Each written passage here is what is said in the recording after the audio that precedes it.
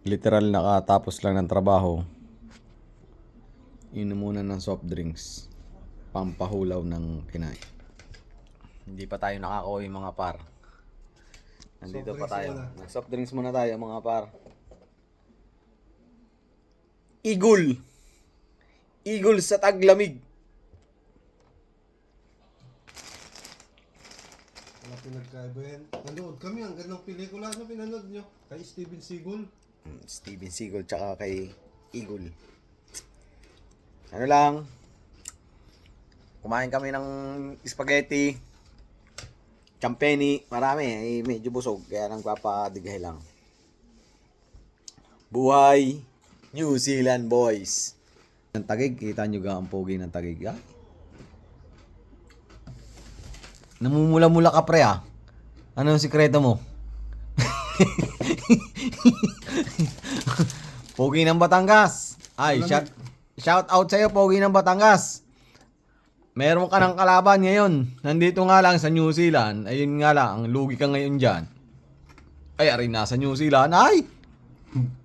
Nagpaulan, nagpakulog, nagpakiglat. Ay, lahat na.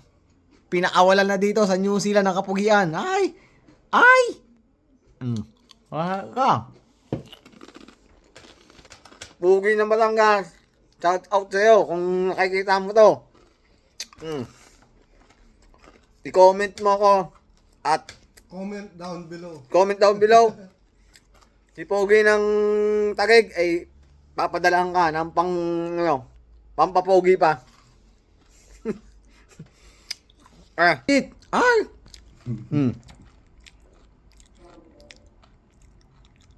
Medyo maputi-puti. Ano bang gamit mong varnish?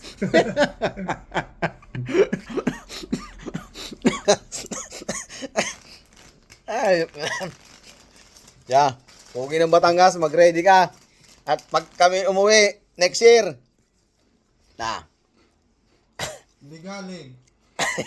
Maligaling daw. Ay siya ka. Siya. Pogi ng Batangas. Ito ang sinasabi ko sa'yo. Katapusan na ng pagkapogi mo. Nandito na ang kalaban. Pogi ng Taguig. Kaya lang, nasa New Zealand. Ay! Ngiti mo na. Patay! Patay!